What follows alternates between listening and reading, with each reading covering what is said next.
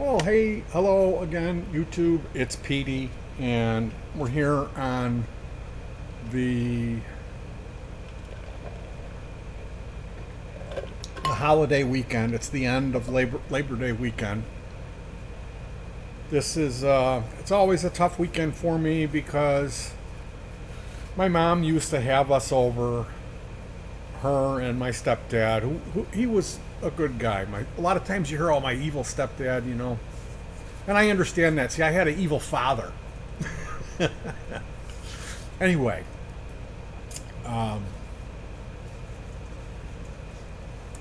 ultimately, I would love to spend this type of weekend. I would love to host a barbecue and have my family here. We, you know, I suffered chronic gout attacks for many years, which made it really hard for me to keep a good job. Um, if you can't walk, when you have a gout attack in your knee, it's a serious thing, and I could not begin to describe the pain that I suffered in my life because of the gout, specifically gout, and the poison ivy outbreaks that I had for a few years there were pretty bad too. And then I went through something horrific in 2016. But I don't want to, I don't want to.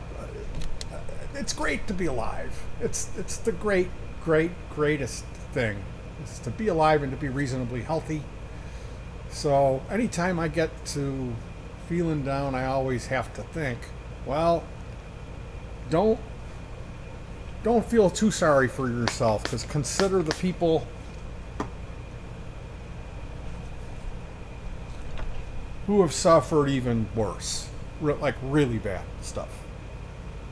So no matter how bad you think it is, there's always somebody who's had it a lot worse for a lot longer, and the sun will shine again another day.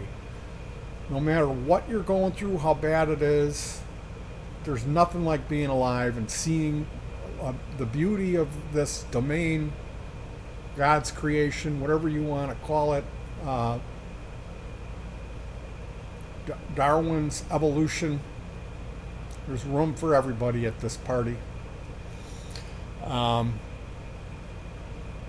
and I lost a friend recently. He passed around Valentine's Day. I had spoke with him on the 9th of February was the last time I talked to him. And honestly, I haven't been socializing this year. I quit drinking in January, and this guy was part of a crowd. Well, that's what they did. They were professional partiers, like serious. Like, these are the guys who they went to the woods when they were a sophomore in high school. They put their Black Sabbath t-shirt on, dropped a hit of acid, got a case of beer and a frisbee. But they never left. They're still there. Only difference is now they're covered in tattoos and they got a couple of ex-wives. And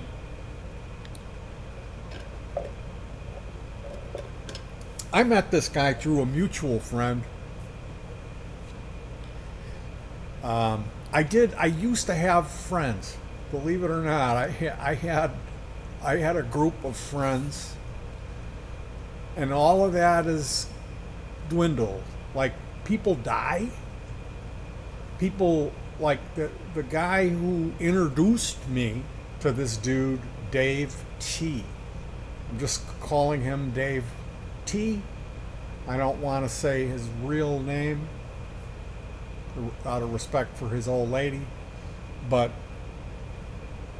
the guy who introduced me to Dave T used to come around all the time. And then he met this girl, and like, we were tight. We were like best friends in the later part of my life.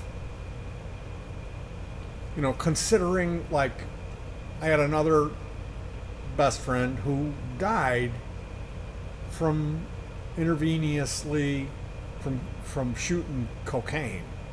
He had arterial defibrillosis. That's when your heart stops. So, and he wasn't the only guy that we lost, but he was my best friend. That guy, Billy.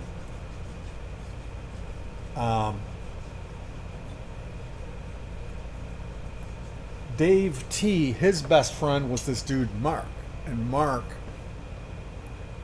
was like my best friend for the later period of my life, and then he disappeared, which basically he fell in love, he got married, this girl had a family. I believe he stopped partying, and he told me, I talked to him, I just talked to him, I haven't talked to Mark in a long time, and I miss him.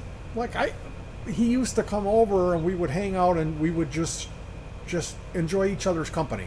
I would show him stuff on the computer, a little bit of that band stuff, music stuff, and because he wasn't a music guy, he wasn't an electronics guy, he wasn't a music guy. The only thing we had in common was a mutual respect for each other. We were just friends.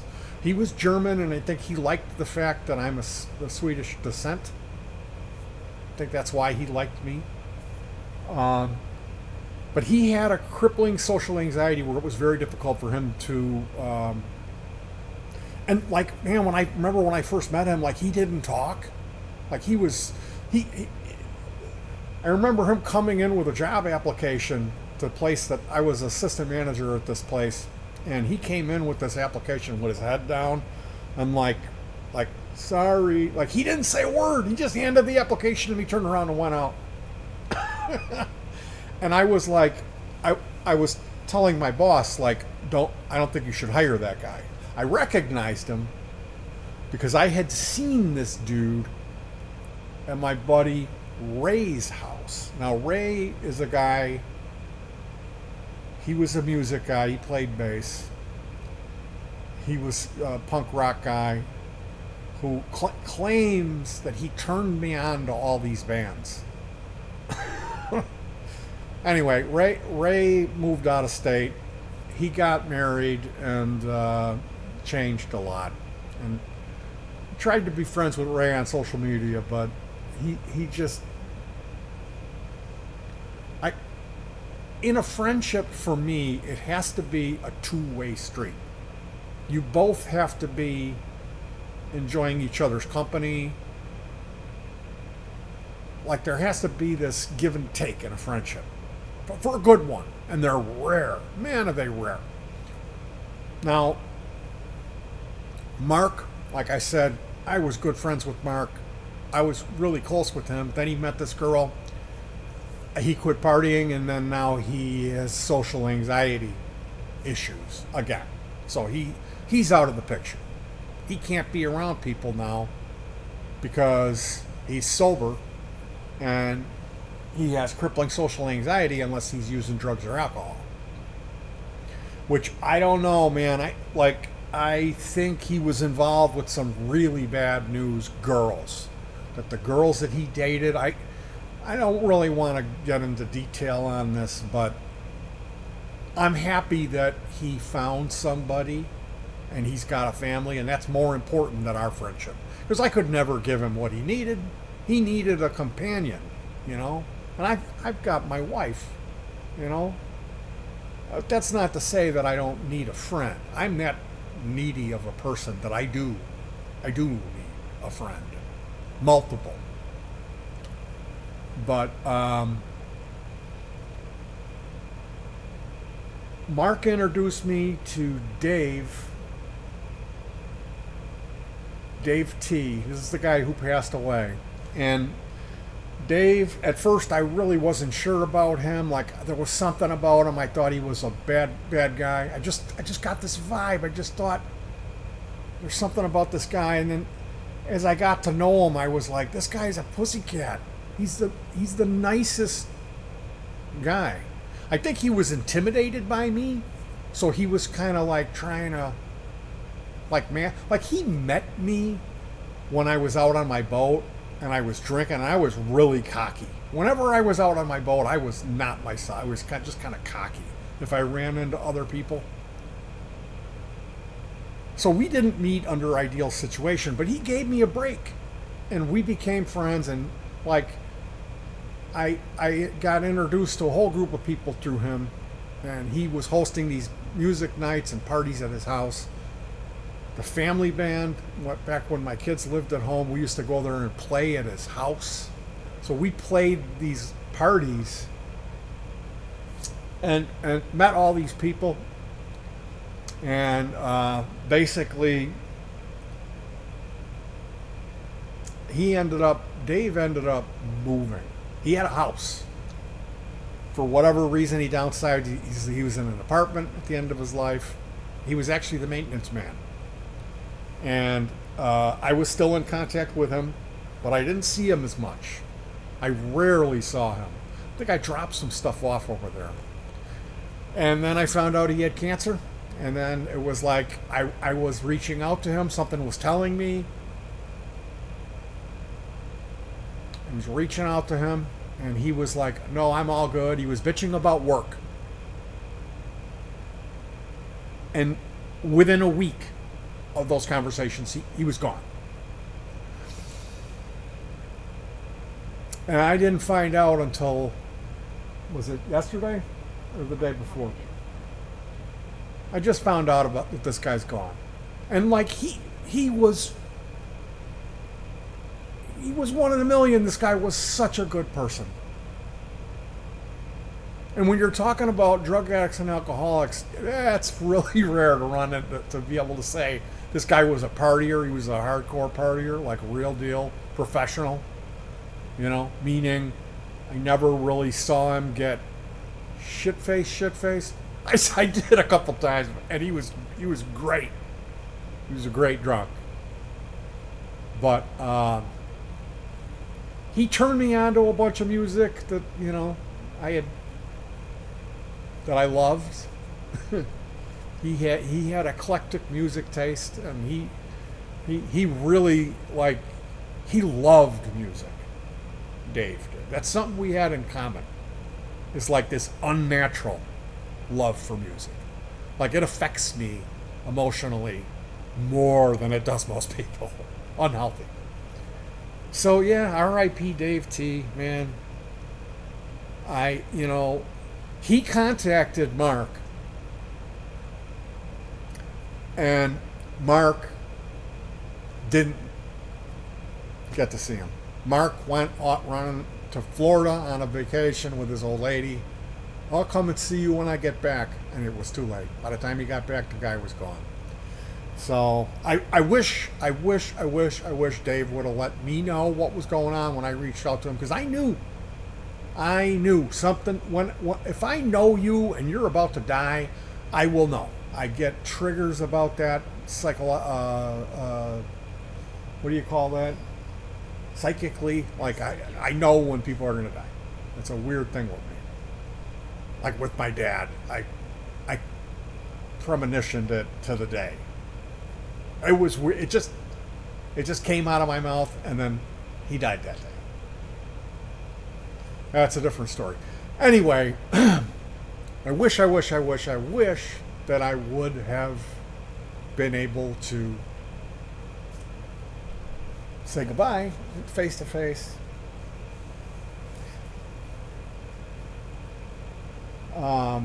Maybe some good will come out of this, and I'll get to see my friend Mark again. He responded to me. I sent him a message and I said, I found out about Dave's passing by reading your letter. Mark wrote a really poignant letter to his friend and posted it on his Facebook page. And that's how I found out R.I.P. Dave T. But, and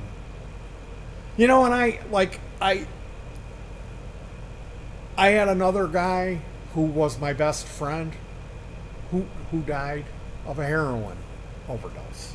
Now, when I knew this guy's name was Jimmy, And I knew Jimmy for probably about 5 years, I'll say, and we were tight. And I had so much fun with Jimmy. He was just a wonderful, wonderful person. But he was a bad addict. And when I knew him, he just smoked pot. But he was bad. He was bad about it. He was really uncomfortable unless he was smoking. But he ended up, the next guy he started hanging around with was an opiate guy, and then he died from a heroin overdose. Young. Like really young. I don't even know if he was 21. I think he was. I think he was a senior. Yeah, He was like 18 when he died. And there was a big age gap there, but man, he was like so mature for his age. And like he showed up over here and he didn't leave. he just kept hanging around. He loved hanging around with my company. He loved listening to me talk and joke around. We had the same sense of humor, and I was doing projects all the time. He was a great helper. Great helper. He wouldn't say anything, and he always knew what tool you needed and when to grab something to study it for you. You know, he was great.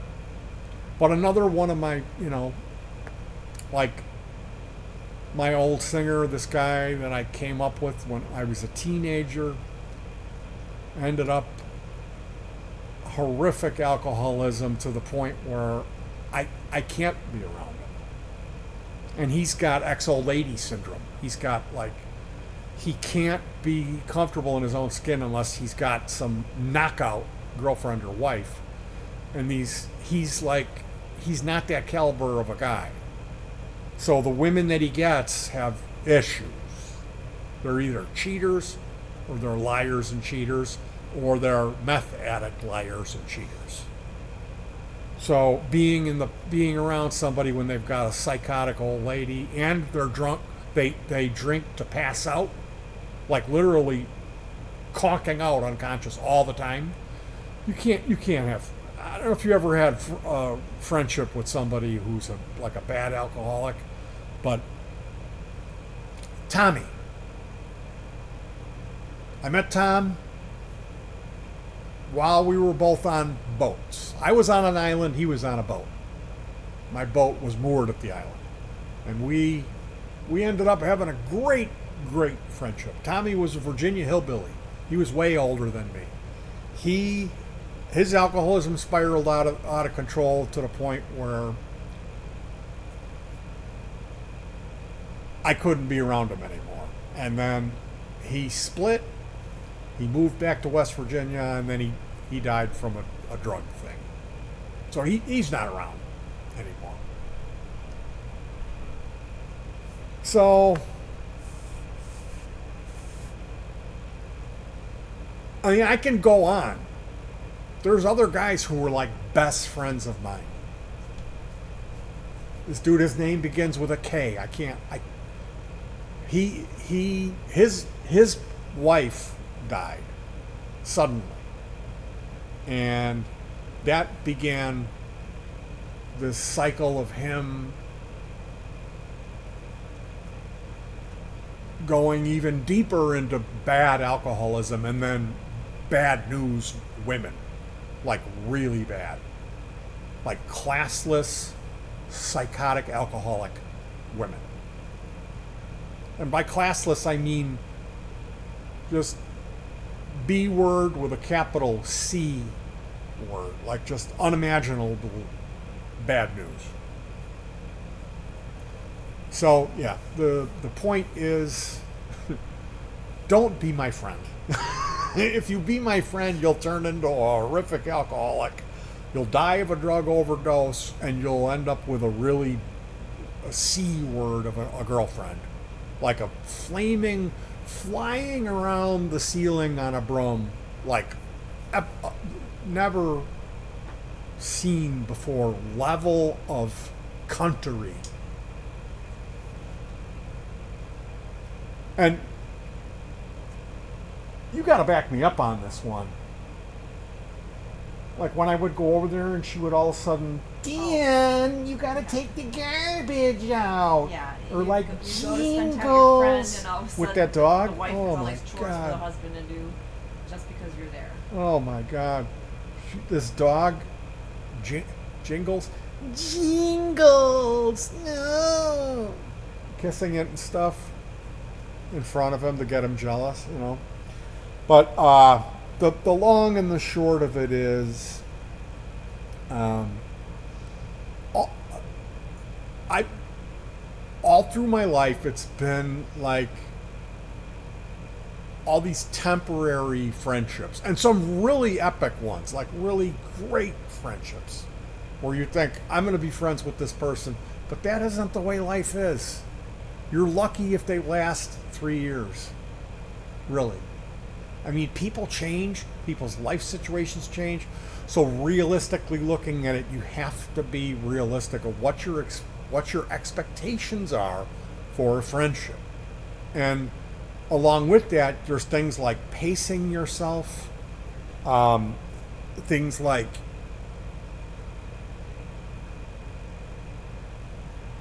figuring out, am I taking too much? Am I depending? Am I asking for too much from this person? You know, like it can't be all one person and none of the other. You know what I mean? It's got to be like, I mean, sometimes it doesn't work out like that. Sometimes it's like, well, really, the only way this is going to work is if I come to your house and hang out at your house. But if there's no good reason why the other dude can't go to the other dude's house and hang out, you should from time to time. You should switch it up. Shouldn't be all of like one way. You know? And like, see, I'm bad with that. Once I start talking, like it's, you know, like I turn this thing on, 25 minutes later, I'm still running my mouth. So friendship, it's tricky. It's really tricky. And honestly, I think the most important thing when it comes to a good friendship is that there's no motive. There's no like, well, I'm going to invite this guy over and I'm going to hang out with him, but that's because I want to roofie him and have sex with his unconscious body. Stuff like that is going to get in the way of a good friendship. or you know, I know my car is, you know, it's a 1973 Plymouth Ruster, and this guy's a mechanic, and he does work out of he's a Mopar guy. You know what I mean? It's stuff like that where you just, and that's those friendships where there isn't any motive.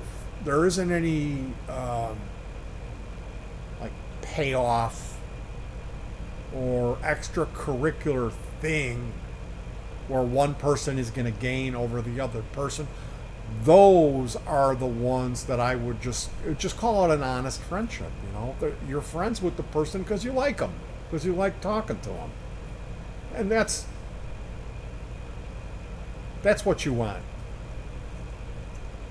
You know, as a human being, as human beings, we're all different, and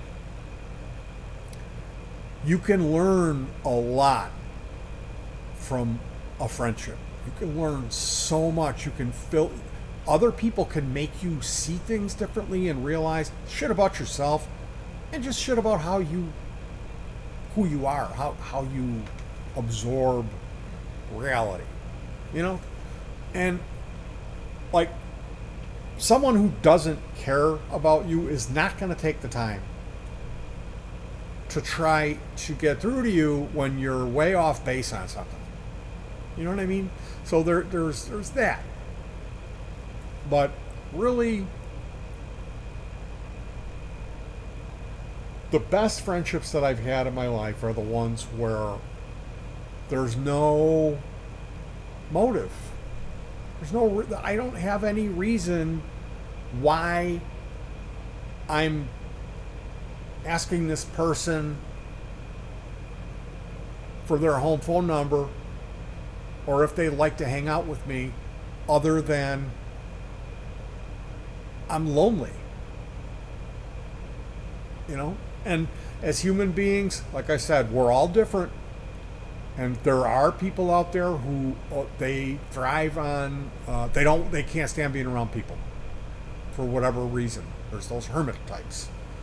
And then there's the other spectrum side of that thing, like me, where I need to have those relationships, you know. So it puts me in a tough place, like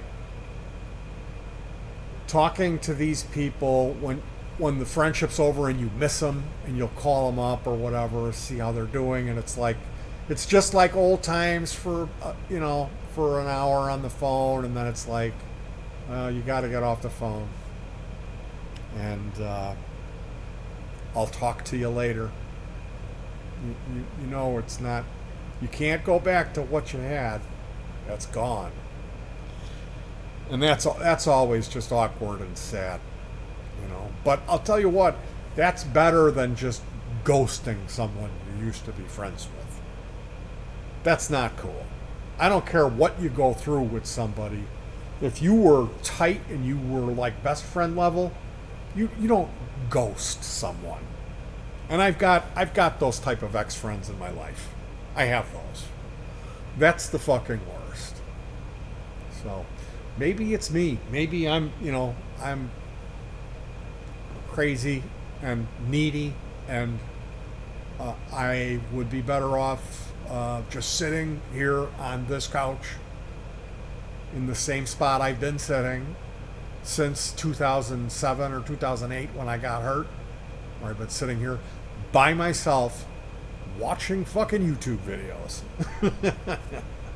Anyway, you guys, that was my rant on friendship. You guys take care of yourselves, hug your pets, and peace.